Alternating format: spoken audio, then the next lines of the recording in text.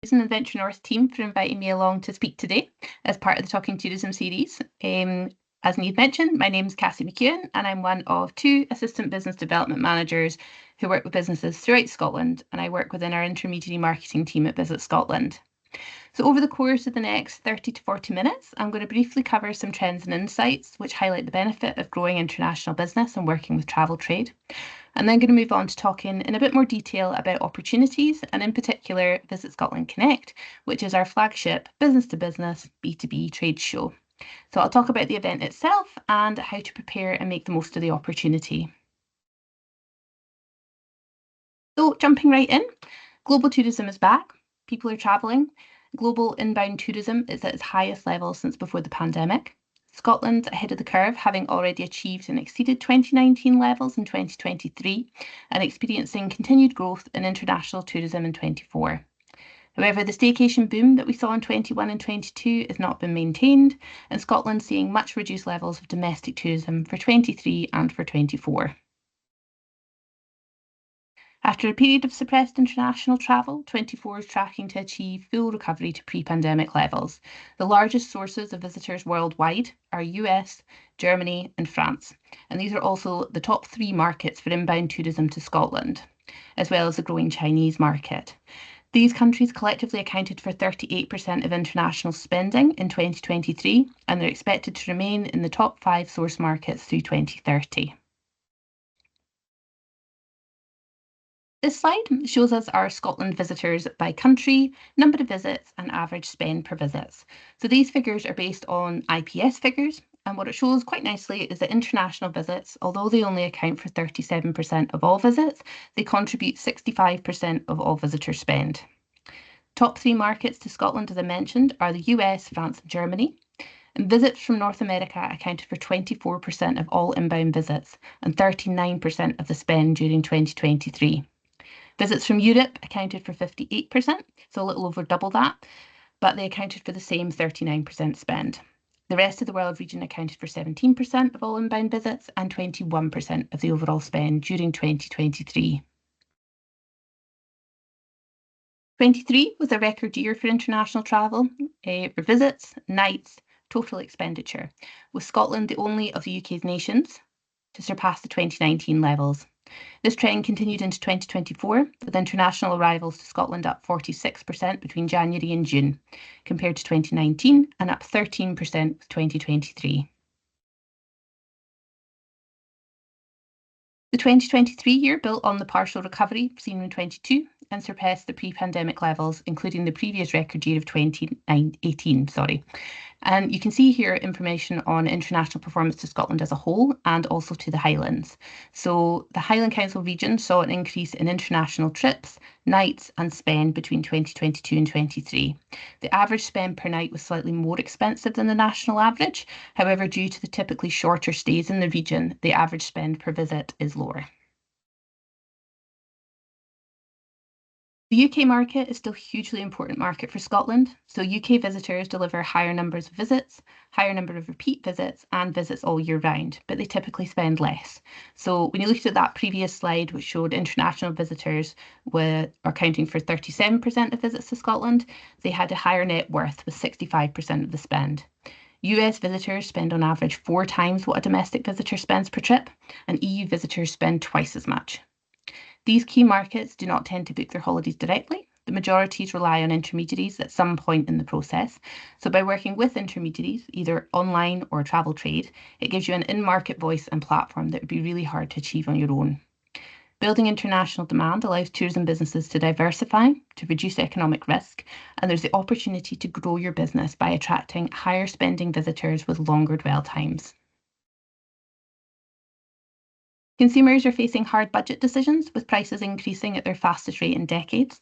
However, they're still putting travel as one of their priorities. Demand for travel globally is steadily increasing. There are opportunities for the higher income visitors, which are resilient in the face of these increasing costs, and this is particularly true from the North American market. Experiences they seek must be authentic. They're looking for that sense of new discovery, immersive experiences that are memorable and stay with them long after they return home. Many of our international visitors come from large urban locations, so the outdoors could simply be visiting a castle, guided walks, or biking in the stunning backdrop of what Scotland and the region can offer. A place where they can stay longer, experience more in one place, and ultimately spend more. Climate change and sustainability are more prominent than ever, as consumers are increasingly conscious of the impact of their travel. While everyone's motivation for booking a trip is unique, whether it's taking a solo getaway or to recharge or embarking on an outdoor expedition, we're seeing that people travel to make memories in 2024. So when we're working with businesses and creating their bookable experiences, we're not just looking at existing product, but also new experiences and ones with added value. This is relating to key customer trends with a luxury angle, or also looking at businesses who are looking at quieter times of the year. By creating more range of immersive experiences in one location, we drive longer dwell times and higher spend. This delivers on our responsible tourism ambitions, which, by working together collaboratively, helps you as a business and the region, resulting in those longer dwell times. If there are more things to see and do in one area or part of the community, visitors will stay longer, they'll do more, and ultimately spend more. And this supports all year-round jobs and creates resilient businesses. Working collaboratively is better for the economy, better for the business, and better for the region. So what does working with intermediaries deliver for you? So it's an additional distribution channel, which allows you to reach visitors you'd find difficult to reach on your own. If you're already fully booked at certain times of the year, the days of the week, or a particular day, you don't need to offer these spaces out to travel trade. Working with travel trade should complement your existing business and create additional revenue, not take away from anything that you're already achieving. It's important to fill out times when it's an opportunity, to fill out times when you're quiet and give you additional revenue. It provides an opportunity for repeat business. It gives you access to new markets, partnerships, and ultimately business growth. So that gave you a bit of a whistle-stop tour of the opportunity of working with travel trade. So what are the practicalities? So how do you go about reaching these operators? Visit Scotland run a selection of different events throughout the year. So many are specifically tailored to what we call early pipeline businesses. So those businesses at the beginning of their journey of working with travel trade. Planning for the 25-26 early pipeline calendar is in process and will likely include Scotland's New Experiences Workshop in Edinburgh, where DMCs, which are destination management companies, are invited along with Scottish suppliers who are new to travel trade in a one-day format. There's also the likelihood of hosting a North American DMC event in London, as well as a China market opportunity. We also host luxury webinars for businesses that have a high-end product to showcase. And there are product presentation days, which our business development team run monthly. These are either by location or thematic and allow businesses to present to a range of Visit Scotland staff from across the organisation, as well as selected DMCs such as SDMA, which is the Scottish Destination Management Association members, and also UK inbound members. We also have Visit Scotland Connect, which is our flagship B2B business-to-business event, which I'm going to cover now in a bit more detail. So, Visit Scotland Connect is a B2B event that takes place annually. The event takes place across 2 days, and in 2025 will be at the P&J Live in Aberdeen on the 9th and 10th of April. This event provides Scottish tourism businesses who are travel trade ready with an opportunity to showcase their products and services to over 250 international and UK tour operators, travel advisors, and DMCs. The event facilitates connections across the globe and provides an excellent platform for business growth. The format focuses on short one-to-one appointments between suppliers and travel trade representatives. So if you think speed dating in a business setting, each Scottish supplier will have an appointment diary, which allows them to have a full list of buyers that will be at the event. This allows them to search by market, type of buyer, and by product type that they're interested in, and the ability to connect with them to request a meeting. Buyers will also request meetings based on supplier profiles, and you can be very targeted to ensure that you make the most of the opportunity. Alongside the event, we also run a series of familiarisation trips, so FAM trips, which showcase Scotland's product offering and usually includes upwards of 150 Scottish suppliers. Buyers are actively looking to secure new product from Scottish suppliers, and the event is supported by local, national and international PR activity. So this slide shows you the timings for the event this year. The day before the event, there's an opportunity to discover more about the landscape of travel distribution in the form of a series of presentations and guest speakers. This is a free of charge event that's separate to Visit Scotland Connect and is available to Scottish suppliers on a first come, first served basis. The session is from 10 till 3:30 and is an in-person seminar style event. There are breakout times for one-to-one business advice and an optional familiarisation with the Connect workshop hall available at the end as well. There's also the opportunity for those that aren't attending the travel distribution day to drop in between 2 and 6 o'clock to pick up their supplier passes for the event, familiarise themselves with the venue, to find their allocated meeting table and the businesses that they're located to. The first event day is on the Wednesday and it begins at 9 o'clock sharp. So it actually means that the first appointment starts at 9 o'clock. So businesses will be expected to arrive prior to this and be ready for that first appointment at 9. Appointments are 12 minutes each, with 3 minutes for buyers to change tables. There are networking and lunch breaks planned throughout the day, which allow the opportunity to meet with buyers that businesses haven't been able to secure a meeting with. Catering, as well as tea and coffee for all delegates, is included as well. The cost to attend Visit Scotland Connect for a 2-day meeting table is £1,950 plus VAT. So this includes 2 days attendance to the event, 2 supplier passes, and access to 1 meeting diary. We also have entry-level options available for businesses that have only just started their journey in working with travel trade. So there's an introductory offer available to businesses that have not attended the event before at a cost of £970 plus VAT. So this includes all of the above, but is for 1-day attendance. Full support is given for the event in the form of in-person and online webinars, which talk through the processes I'll go on to discuss as we get further along, as well as regular communications with timelines and checklists as well. In the evening, after the first day of meetings, we hold a networking dinner, which includes a welcome reception, a 3-course meal, entertainment, as well as the opportunity to engage with buyers in an informal setting. So I've talked about what the event is and the format, so I'm now going to talk about how to maximise the opportunity for the event. Every supplier that registers for the event will have access to a supplier portal. So this is the one-stop shop for businesses in the run-up to the event. Here, Scottish suppliers can upload brochures, images, company profile in the meeting table tab. Once the meeting diary is open, which is usually mid-February, this is where businesses can view their meeting diary as well as request and approve meetings. This is also where there's information on supplier training and delegate hotel information will be located. Your meeting table tab is where all business information can be included in the profile. So this is where businesses would include a short and concise business pitch, including who they are, what they're offering, who they're offering it to, whether that's groups or FITs or both, and then that will be visible to all the buyers. Once all the outstanding actions are completed, the checklist on the supplier portal will turn green, as you can see in the example on the slide. So you're always kept right with what you need to be doing and when you need to be doing it by. So moving on to the meeting diary itself. The meeting diary is where businesses can request meetings and approve meeting requests. Businesses can be very targeted in their approach to requesting meetings with buyers. A list of all the buyers is available to registered suppliers, and when the meeting diary is open, businesses can request meetings and contact them directly.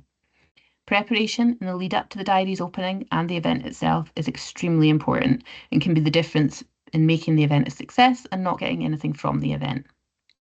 The event is a one-to-one format with pre-arranged appointments, meaning that you want to be heading into the 2 event days with a full diary of appointments. We encourage businesses to be proactive. You don't have to wait for buyers to make appointments with you. And on that note, you don't have to accept every meeting request that comes through either. Research is key to understand what the buyer is looking for and see if it fits with your strategy of what would work for your business. So for example, if you were to receive an invitation from a group operator when you only cater to FITs, so those free independent travellers, then this wouldn't be a good fit and it would be a waste of both of your time. Your meeting diary will show all your available and booked appointments. You're also able to block out time slots as well, should this be required. We've inserted unscheduled meetings in all of the meeting diaries, which allows times for buyers and suppliers to meet in a more casual way. So if you haven't managed to make an appointment with them already, then it gives them the opportunity to catch up with those businesses.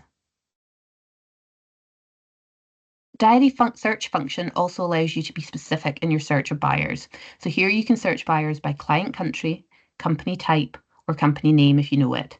If, for example, you've identified that the US is your target market for your product offering, you can put this in the client country. This will return results of all the US buyers attending, and you can filter this down further. Alternatively, you can add in the market as well as the product type, which gives you an already then filtered down list and a great starting point. By just entering product type, you open up the results to all the buyers, which widens your options. Search results will show as it's on the slide, so the buyers will appear with what meeting times are available for each. There's a blue icon next to the buyer's company name, and it will show the buyer's profile. So this will help you to check whether your product might be a good fit for the buyer and whether the buyer might be a good fit for you. As I mentioned earlier, research is key. So once you've found a buyer you want to meet with, you select to request meeting and then select an available time slot. You can also add in here a short pitch as to why you want to meet with the buyers. So buyers will have attended multiple trade shows these past few months and will want to see right away who you are and what you're offering. So I am X business. I offer Y services to groups or FITs or both. I am based in Z and would be delighted to meet with you to discuss this further. We will have a number of key partners joining us at Visit Scotland Connect this year, including UK Inbound, ITOA, which is the European Tour Operators Association, CTA, which is the Coach Tourism Association, and also Green Tourism. These partners are available during unscheduled meeting times and networking breaks, and businesses also have the opportunity to speak to the partners at pre-arranged meeting times by sending them a meeting request. Over the course of the 2 days, Visit Scotland's market teams and business support teams will be on site. So if businesses do have any questions concerning specific markets, climate action planning, inclusivity, digital discovery, there's lots of help on hand to support, and we also have a technical help desk on site as well. So how do you go about identifying the right buyers for you? Looking at the visitor journey, we need to inspire and motivate visitors to dream of Scotland, plan, book, experience, and then share Scotland. So each of these stages, we can influence the visitor by providing inspiring content and images to capture their imagination so that they then plan, book, and experience and share. So if you have a think about your next holiday or a past holiday, you may have seen something on social media, on TV, on a programme, or through word of mouth and think, you know what, that looks great. So your next stage is to do your research and create a plan. You might Google the area. You might look at your trusted platforms for your research, such as Expedia or Booking.com. You don't necessarily know the area that you're going to, so it makes sense that you would use a platform that makes this easy. You might book at this stage, or you might think to look at package holiday providers such as TUI or Jet2 if it's that bit further away, as that gives you more confidence when you're booking a trip to somewhere you're unfamiliar with and includes transfers and usually a rep on site, so you might find that that's easier. So you book your trip and you start to think about what to see and do when you get there. So you might look at TripAdvisor for top things to do in the area, or you might go to Get Your Guide and see what's available in the destination. You plan this in advance so you don't have to think about doing it when you arrive, and you can plan and search ahead of time, but just enjoy your holiday when you get there. Or you might decide to have a look when you get there as well, and you Google what's in the area and you come across these platforms while you're there. You have a fabulous time on your holiday. You post pictures on your social channels, you take to Google reviews or TripAdvisors to leave reviews on the place you stayed and experienced. So from this scenario, you can hopefully see how intermediaries can influence travel. Through unfamiliarity, visitors will go via a trusted route to product. The higher the spend, more likely they will be to go through an intermediary for that security. Visitors from international markets in particular will go to their trusted brands to book their travel. And we're delighted to have around 250 of those trusted brands in one hall at Visit Scotland Connect. They're all attending because they've been carefully vetted by our marketing teams as to whether they're actively developing Scotland and wanting to engage with new businesses. This slide highlights in a simplified form the different players in the trade landscape. So have a think about what you're offering and who you want to offer it to. The routes to market are the how you get that out there and how the consumers and end users find you. At the end of the day, this is your business and you can choose which route to market works best for you. Some businesses will only work with travel trade, others will favour online intermediaries, so OTAs, and others will utilise a mix. Travel distribution is a term used to collectively describe how you get your product to the end user via different routes to market. On the far left, there's the direct route where you, as a Scottish tourism supplier, sell directly to the visitor. And then we have 4 indirect routes that include the travel trade as intermediaries between you and the supplier and the visitor on your doorstep. Online travel agents, travel advisors, tour operators and wholesalers will buy Scotland product from you and sell it to the end user. So while your relationship with these intermediaries is on a business to business level, they are selling business to consumer or B2C. Then there are those tour operators, wholesalers and destination management companies or DMCs that sell their tours via travel advisors or agent networks to the end user.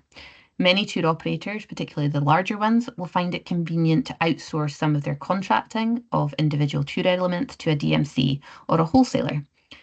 DMCs will then contract all or just some services, such as accommodation, attractions, and they'll package these into tour itineraries, which they then sell to tour operators. They, in turn, distribute their holiday programs either directly to the end visitor or through agency networks. This chain would be classed as B2B to C, or business to consumer. So as you can imagine, the longer the chain, the longer in advance these itineraries need to be planned, especially if tour operators print catalogues for agencies. If you don't know the buyer that you're meeting with, then you put aside some time for research ahead of the event, or add a question on how they contract and distribute their tours in your list of questions. So this will help you identify where a particular buyer is located in that trade landscape, and also how much commission they may be expecting. The more intermediaries and the larger their distribution channels, the greater the opportunity for you to attract more volume and value business. I've included a couple of slides here which just go into a bit more detail on each of the travel trade representatives that I've mentioned, as well as the market examples for each. So the slides will be distributed after the session, so I'll let you have a look at this just in your own time to have a wee read through these.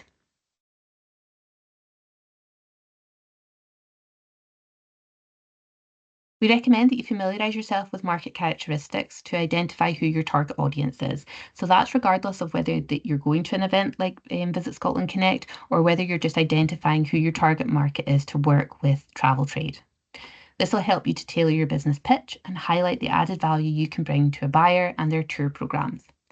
For the US, who we've seen are our largest international market to Scotland, visitors are looking for a minimum 4-star standard, immersive and authentic experiences, as well as those that give back to the community, which showcase tourism as a force for good.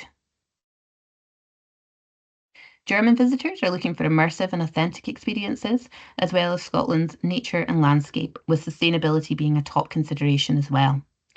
Visit Scotland offers various pieces of research on our different visitor markets, and that brings me nicely onto my next slide, which gives some useful links to our international markets, but also to consider starting working with travel trade, and that gives you the best support links there to prepare. It's also got a jargon buster as well. So for any of the terms that I've used or for any of the terms that are used when talking about travel trade, there's a jargon buster in there as well for those definitions. So we've talked about the opportunity of international visitors and why you might want to work with travel trade. I've talked about the logistics of the event itself for Visit Scotland Connect over the course of the 2 event days or 3 days for the travel distribution day as well. The operational side with the meeting diaries and the supplier portals, and research to identify the correct buyers.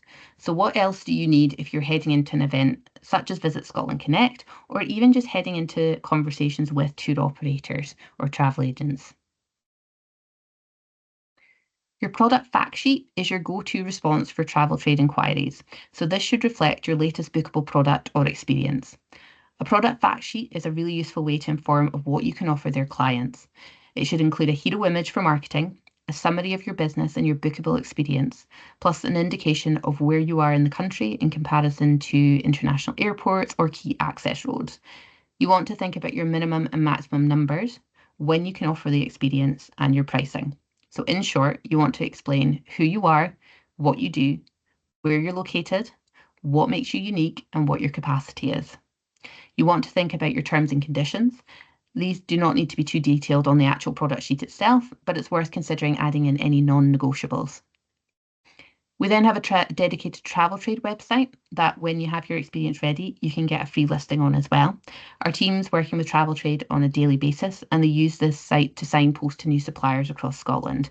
And they regularly include a selection of suppliers in destination trainings or webinars that are delivered to tour operator, travel advisors, and DMCs that they're working with. Make use of the digital media toolkit and upload high quality imagery of your business and your product or experience. Travel Trade Contact and our Visit Scotland staff use this and they use it for promoting the region and for individual businesses as well. Climate action. So if you haven't started on this already, now is a great time to start.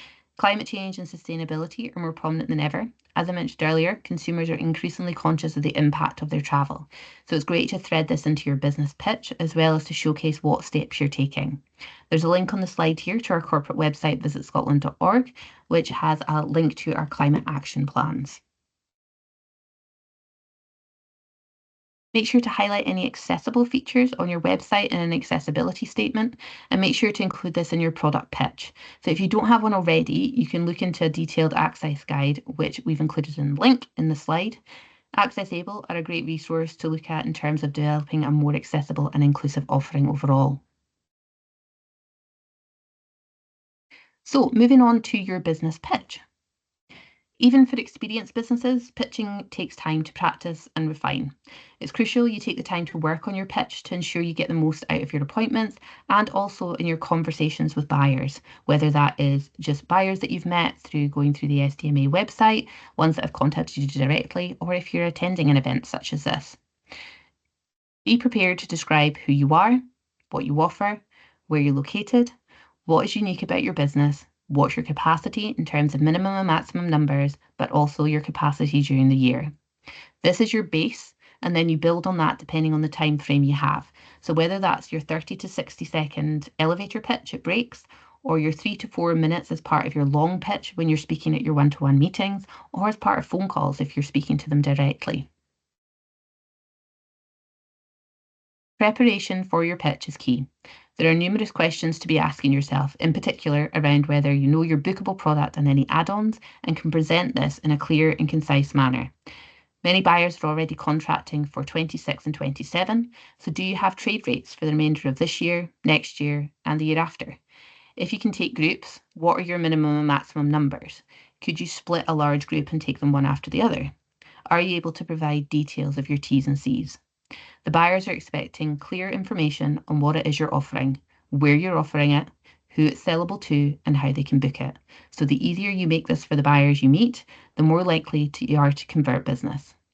If you don't have your rates yet for 26 or 27, let them know when they can expect these. If you have lead time for bespoke inquiries, let them know when they can expect a quote and follow up on time.